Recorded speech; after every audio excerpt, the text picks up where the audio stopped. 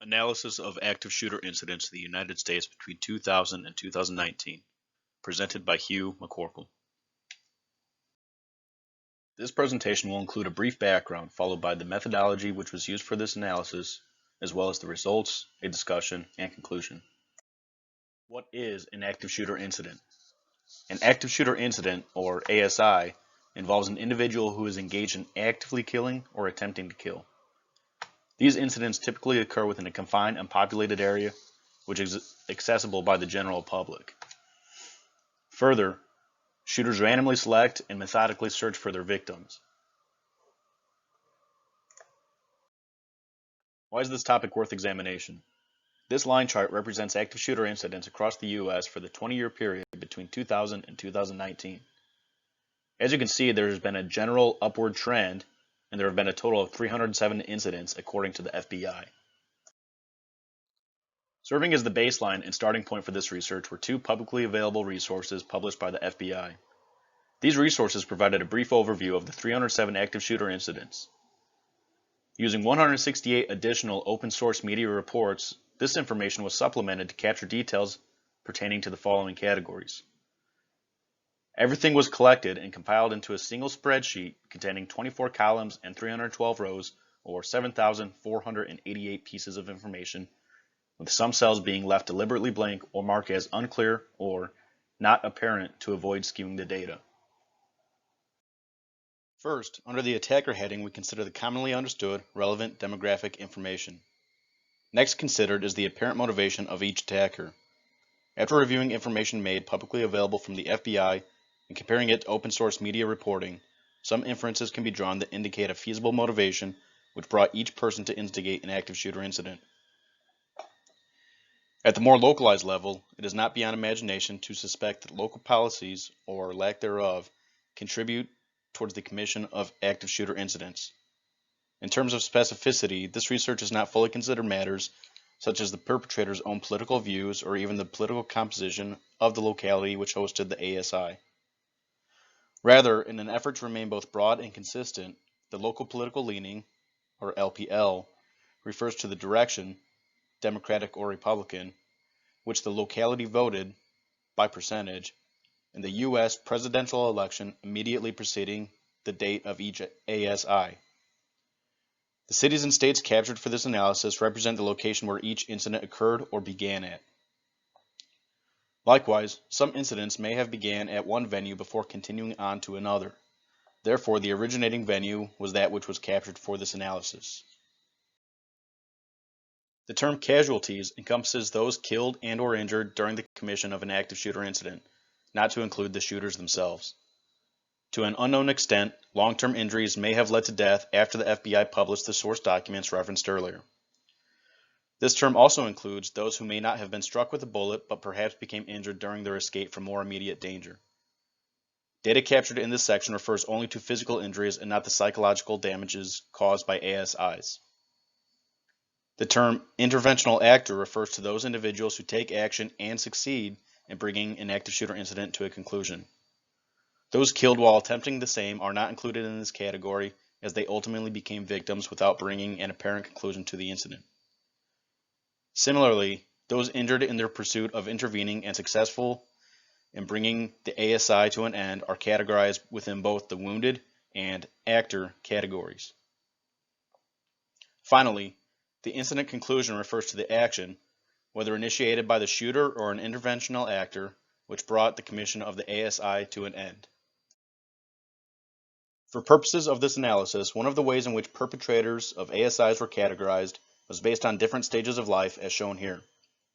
Children are those individuals aged 13 and under and are students within elementary schools. Teenagers are those aged between 14 and 17 years old and attend or recently graduated high school. College-age individuals are between the ages of 18 and 22, and young adults are those between the ages of 23 and 30. Following this, age groups are based on sets of 10 years until age 61, at which time individuals are considered to be senior citizens.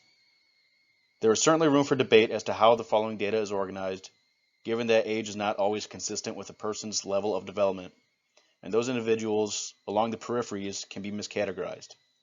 It should be emphasized here that this is a generalization. Given that race is oftentimes synonymous with ethnicity and therefore culture, the results of this analysis bring light to the fact that trends may be occurring within communities which either positively or negatively influence racial representation among perpetrators of ASIs as shown on the left. Looking to the right, it can be seen that more than 10% of attackers have served or were currently serving within the U.S. Armed Forces.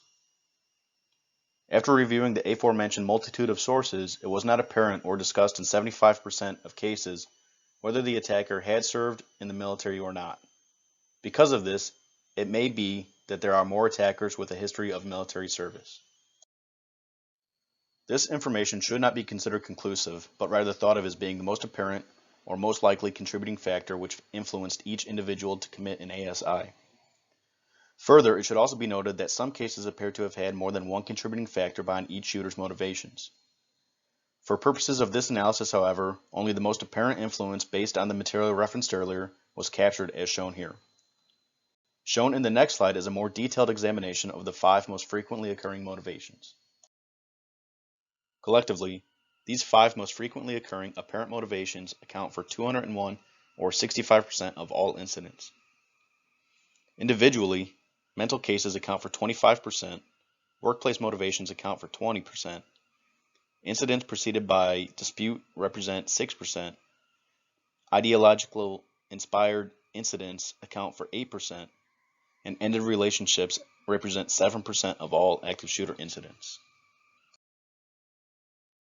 Moving next to the consideration of locality, the map on the right illustrates collective active shooter incidents by state, where a darker shade represents a higher number of cases between 2000 and 2019. Those states which are shaded green have not had a single occurrence within the same time frame. On the left, a pie chart represents the local political leaning, or LPL, in terms of being described as either Democratic or Republican, of the communities where these incidents have occurred over the past 20 years. Here it is shown that ASIs have occurred more frequently in localities which favor Democratic presidential candidates in the election immediately preceding the commission of the incident. Trends have emerged over 20 years which indicate that certain venue types are likely to be chosen over an attacker by others. This is represented here, which makes it clear that commercial, kindergarten through 12th grade, open space, and retail environments have seen considerably more incidents during this time period. These 4 venue types represent 63% of all ASIs when combined. Shown here are both the number of persons killed or injured by year resulting from ASIs and collectively referred to as casualties. The most distinct point is represented by one particular incident having occurred in 2017 where 58 people were killed and 489 were injured. Even with the elimination of this one case, both deaths and injuries are clearly on an upward trajectory. When totaled, ASIs have resulted in a total of 2,675 casualties, according to source FBI documents. The figure here represents the collection of those who took successful action to draw an ASI to an end. It may come as no surprise that law enforcement personnel are represented more so than the other 2 groups. The interesting point, however, comes in the fact that active bystanders, who are not charged with the protection of others, represent nearly 1/5 of all interventional actors. Shown on the left is a pie chart representing the methods by which ASIs were drawn to an end. The figure on the right illustrates apparent motivations of the attackers in a different way than offered earlier. For this figure, cases involving unclear motivations were removed for the following.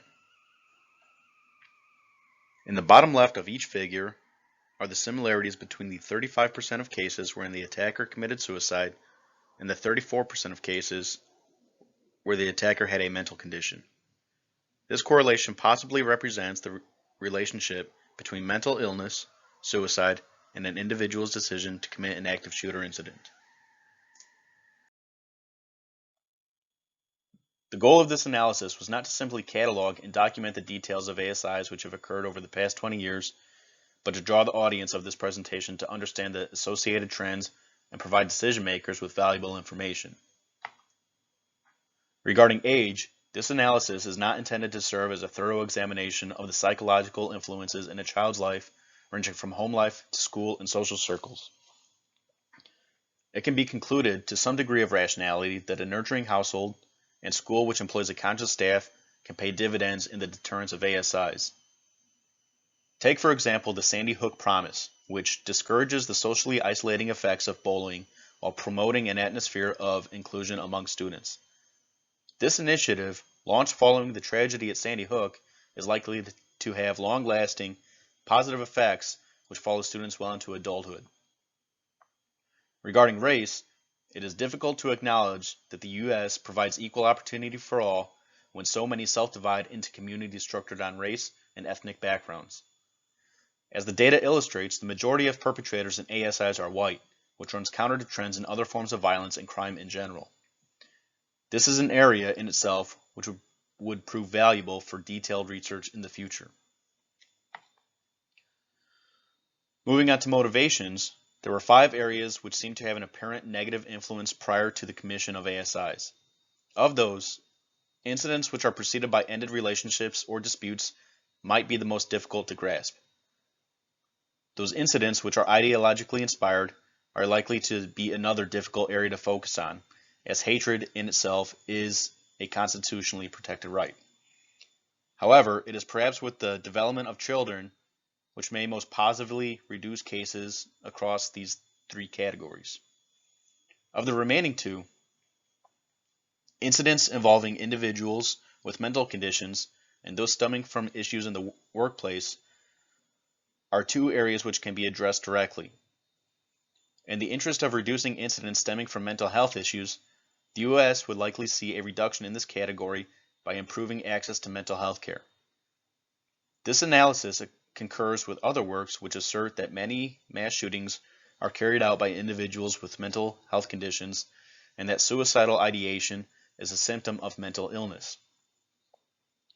Considering workplace violence, there seems to be more information available detailing the Run, Hide, Fight campaign trademarked by the city of Houston, Texas, and adopted by the United States Department of Homeland Security and other federal agencies. Though this is good information for response, it is not useful in terms of prevention. Next, considering locality, it is quite apparent that 3 states represent the most frequent occurrences of ASIs, approximately 25% of all. This, admittedly, is somewhat misleading as these 3 states also represent roughly 25% of the U.S. population. What is most interesting, however, and as mentioned earlier, are the 7 states which have not had a single incident. Understanding what occurs within these states and comparing it to the rest of the nation may prove useful in developing an approach which seeks to reduce ASIs nationwide.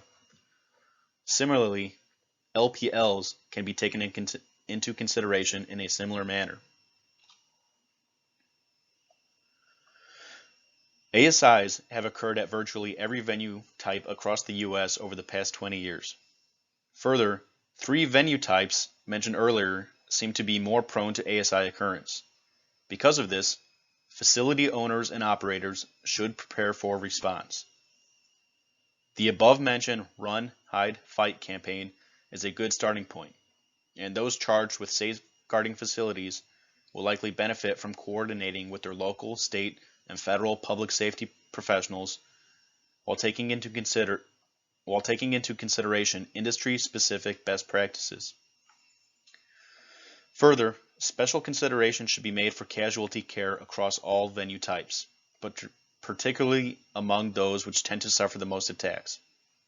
Casualty care refers to rendering life-saving emergency medical care, equipping facilities with adequate medical and trauma supplies, and hiring individuals who are trained and or experienced in their employment may prove to be incredibly valuable in terms of reducing the death rates during and following ASIs.